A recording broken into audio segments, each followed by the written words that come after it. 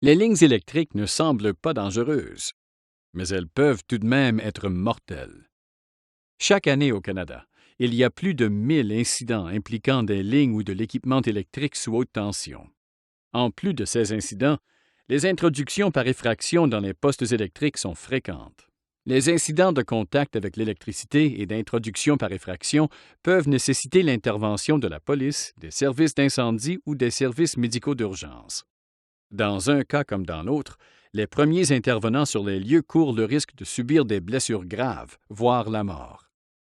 Le présent DVD a été conçu par l'Association canadienne de l'électricité et la Gendarmerie royale du Canada afin de fournir des conseils de sécurité aux hommes et aux femmes dévoués qui interviennent sur les lieux d'incidents impliquant des installations sous haute tension. Pour obtenir plus de renseignements ou de la formation, communiquez avec votre fournisseur d'électricité.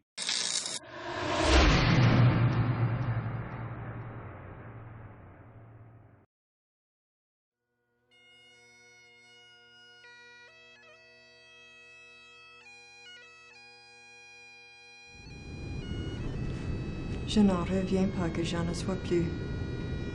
Il était si jeune. Il avait une belle famille. Comment expliquer une telle tragédie? J'ai joué au golf avec lui la semaine dernière. Mais maintenant, il n'est plus. Que c'est triste.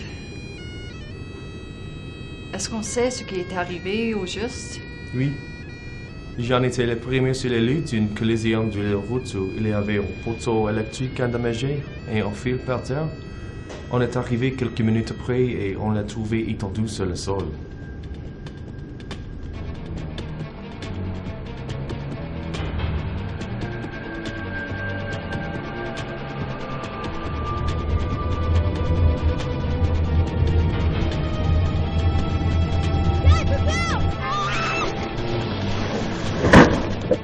GRC Innisville, contrôle 15. 1071, collision de véhicule avec des gens blessés. Le véhicule a heurté un poteau électrique. Les pompiers et l'ambulance sont 10-17.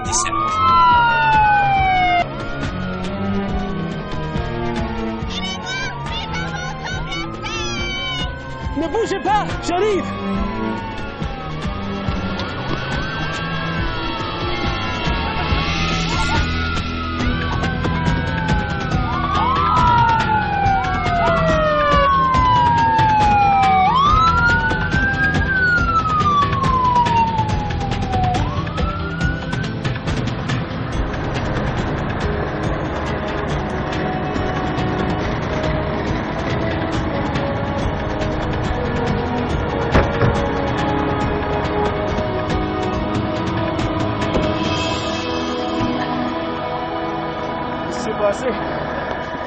Jean!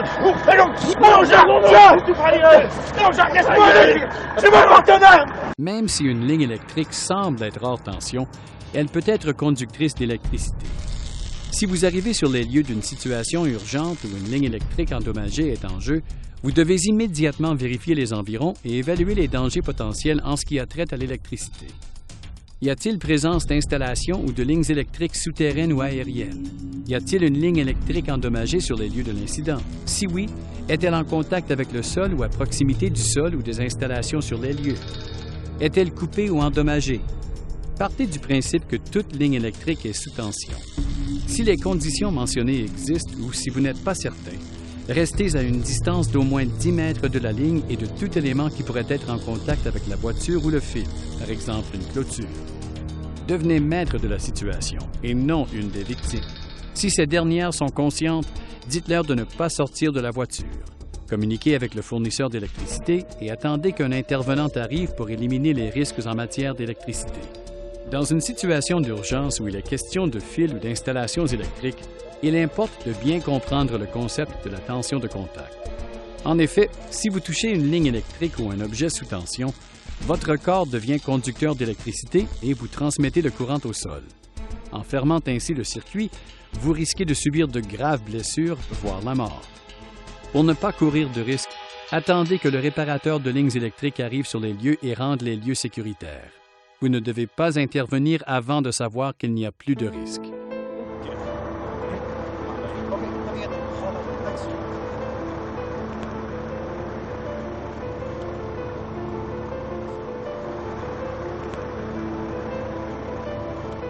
Alors, il a reçu un choc électrique quand il a touché la voiture? Oui. Il ne s'est pas rendu compte du danger que représentait l'électricité. Lorsque vous arrivez sur les lieux d'un incident urgent où l'électricité est en jeu, utilisez l'analogie du pistolet. En effet, tout comme vous considérez un pistolet comme armé jusqu'à preuve du contraire, vous devez toujours présumer que la ligne électrique est sous tension si vous n'êtes pas certain. Voici la méthode que vous devez suivre. Vérifiez les lieux, évaluez les risques, évitez de devenir victime, maîtrisez la situation. Présumez que le fil électrique est sous tension, restez à une distance d'au moins 10 mètres des lieux, empêchez les autres de s'en approcher et communiquez avec le fournisseur du service d'électricité. En cas de voiture en feu, maîtrisez la situation et, si l'occupant est capable, expliquez-lui comment en sortir de façon sécuritaire. Pour éviter la tension de contact, il ne doit pas toucher la voiture et le sol en même temps. Dites-lui de sauter de la voiture pour arriver les 2 pieds sur le sol en même temps.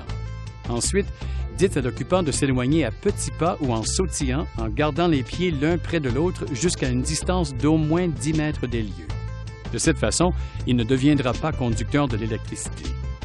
Une fois que vous expliquez à une victime comment sortir d'une voiture en flammes, protégez les lieux et attendez l'arrivée d'un employé du service d'électricité qui éliminera les risques et vous confirmera la sécurité des lieux.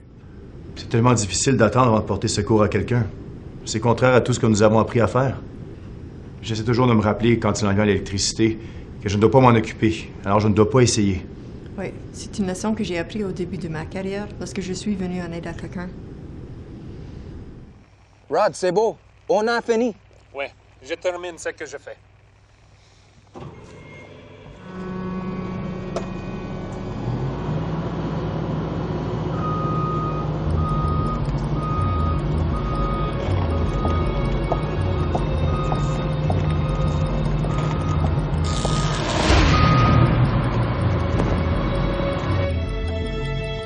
Jim! Jim, peux-tu m'entendre? Jim!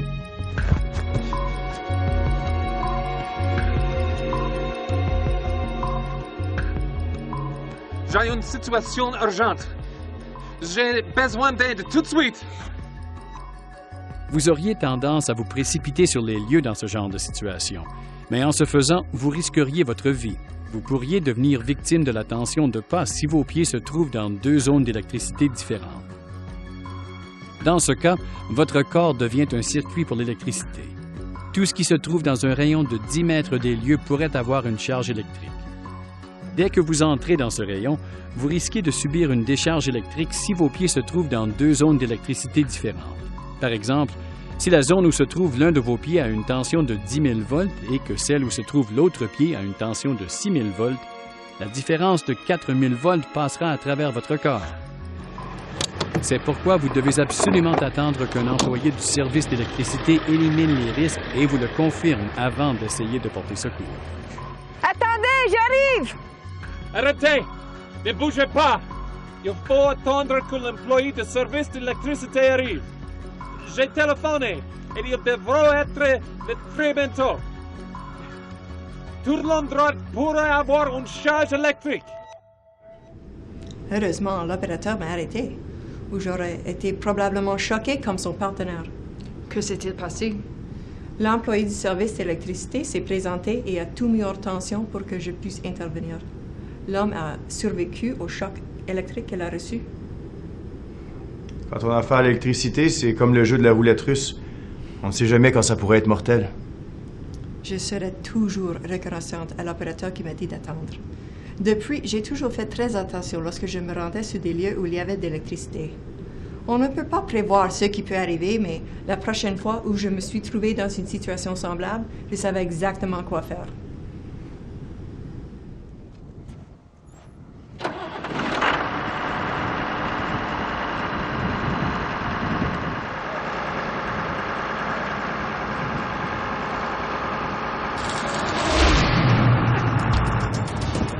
Jamie! Est-ce que ça va? Jamie?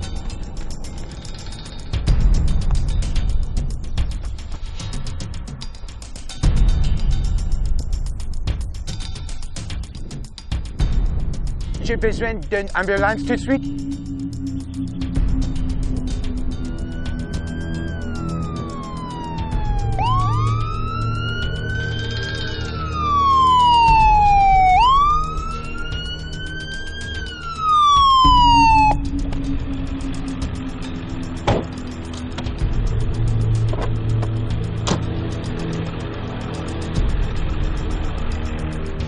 Aidez-moi! Mon fils est perdu connaissance! Monsieur, restez là où vous êtes! Est-ce qu'il fait des respirations? Oui! Il pourrait avoir un courant électrique dans tous les environs car la machine est encore en contact avec le fil électrique. Je viendrai vous aider aussitôt que l'employé du service d'électricité arrive et élimine les risques. Si vous arrivez sur les lieux d'un incident où de la machinerie touche une ligne électrique, vous devez agir comme si la ligne est encore sous tension. Dans le présent scénario, le fermier qui a sauté du tracteur a eu de la chance. Il aurait pu subir un choc si la ligne électrique avait été sous tension au moment du contact original. Comme l'électricité peut se rétablir à n'importe quel moment, il est essentiel d'agir comme si la ligne est sous tension et d'attendre l'arrivée de l'intervenant du service d'électricité. Suivez la méthode suivante.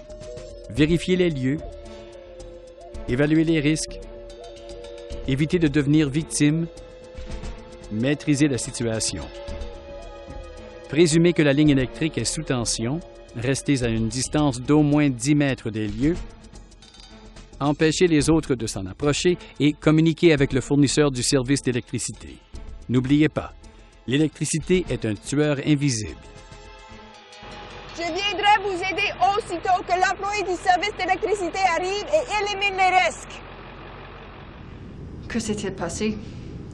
Le fermier a resté à côté de son fils et n'a pas bougé.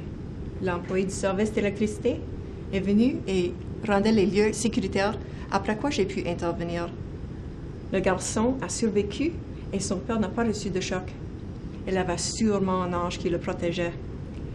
Il faut vraiment que je me retienne pour ne pas me précipiter vers les victimes dans une telle situation. Oui, mais regarde ce qui peut arriver. J'ai déjà reçu un appel concernant une introduction par effraction d'un poste électrique.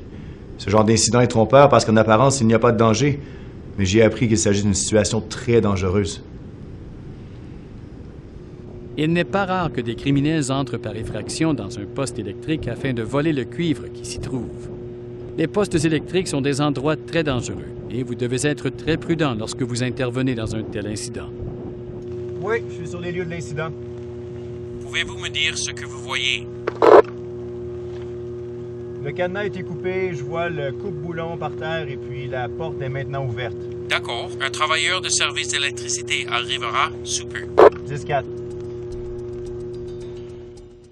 En cas d'incident à un poste électrique, tenez-vous loin des lieux jusqu'à ce qu'un employé du service d'électricité vienne pour éliminer les risques.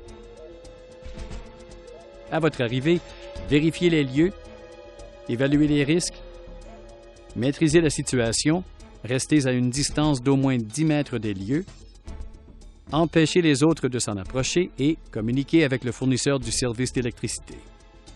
Le nom et le numéro de téléphone de ce dernier pourraient être indiqués sur la clôture du poste électrique. Cabana, on n'avait pas entré dans le poste électrique quand j'y arrive. Pourquoi? La semaine dernière, des criminels ont entré dans un poste électrique et ils ont enlevé une bonne quantité de cuivre. Ce genre de situation pourrait être très dangereuse, non seulement pour vous comme premier intervenant, mais aussi pour nos employés. Si nous ne savons pas de quel équipement le cuivre a été enlevé, l'équipement qui est d'habitude à relier à la terre pourrait, à ce moment-là, être conducteur d'électricité, tout comme la clôture. N'importe quoi peut arriver dans un environnement où il y a de l'électricité. L'année où j'ai commencé comme gendarme, c'est l'année où beaucoup d'arbres et de lignes électriques ont été détruits par un orage. Je n'y ai pas pensé trop à ce moment-là. C'est la fois où tu travaillais avec Bruno, n'est-ce pas? Oui. C'est pourquoi je fais tellement attention à l'électricité aujourd'hui. Il paraît que nous devons répondre à beaucoup d'appels pendant la prochaine semaine à cause de tous les arbres et lignes électriques tombées. Je ne m'attendais vraiment pas à faire ce travail comme policière. Croyez-moi, nous recevons toutes sortes d'appels.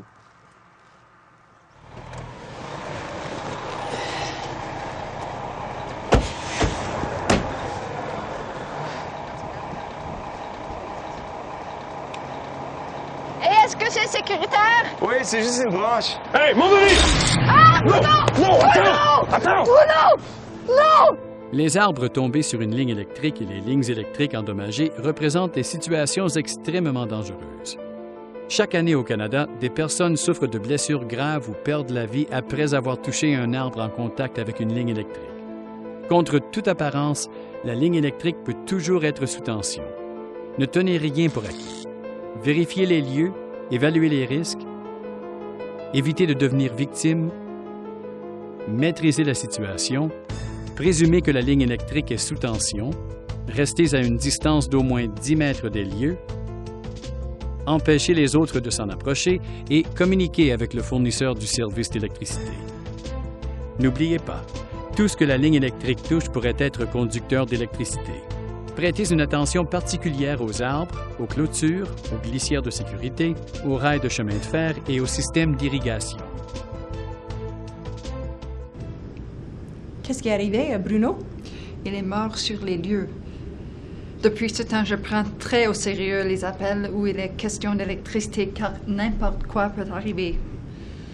J'ai déjà répondu à un appel urgent où le feu s'est déclaré sur une rétrocaveuse lorsque le conducteur a accroché une ligne électrique souterraine. J'ai eu la peur de ma vie parce qu'on avait affaire au feu et à l'électricité.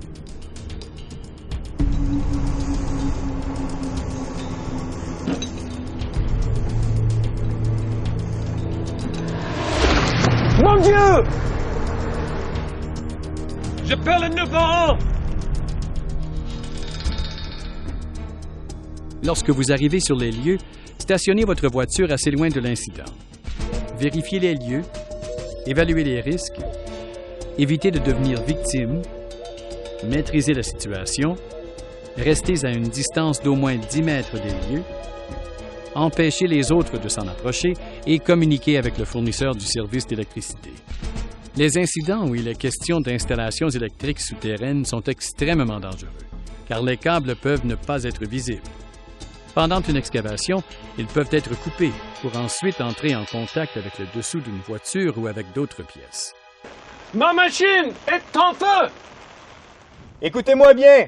Je vais vous dire comment descendre de l'équipement en toute sécurité. Maîtrisez la situation et donnez des ordres à la victime pour qu'elle sorte du véhicule en flammes sans risque. Pour éviter la tension de contact, elle doit faire attention de ne pas toucher la machinerie et le sol en même temps. Dites-lui de sauter pour atterrir des 2 pieds au sol en même temps. Ensuite, pour éviter la tension de pas, dites-lui de s'éloigner à petits pas ou en sautillant, en gardant les pieds l'un près de l'autre jusqu'à une distance d'au moins 10 mètres des lieux. Une fois que vous expliquez à une victime comment sortir d'une voiture en flammes, protégez les lieux et attendez l'arrivée d'un employé du service d'électricité qui éliminera les risques et vous confirmera que vous pouvez intervenir en toute sécurité. J'ai été vraiment chanceux cette journée-là. David aussi. Nous pouvons tous nous compter chanceux. Jean était super. Il était. Il va me manquer. J'espère ne pas avoir à enterrer un autre ami. En répondant à n'importe quelle scène d'urgence qui implique l'électricité, souvenez-vous d'exécuter les étapes cruciales. Vérifiez les lieux, évaluez les risques, évitez de devenir victime, maîtrisez la situation, restez à une distance d'au moins 10 mètres des lieux, empêchez les autres de s'en approcher et communiquez avec le fournisseur du service d'électricité. L'électricité est un tueur invisible, car elle peut être mortelle même si vous ne vous doutez de rien. Assurez-vous d'attendre la permission d'un employé du service d'électricité avant de porter secours à une victime, ou vous pourriez devenir victime à votre tour. Pour en savoir plus au sujet de l'intervention sur les lieux d'un accident où il y a de l'électricité, communiquez avec votre fournisseur d'électricité.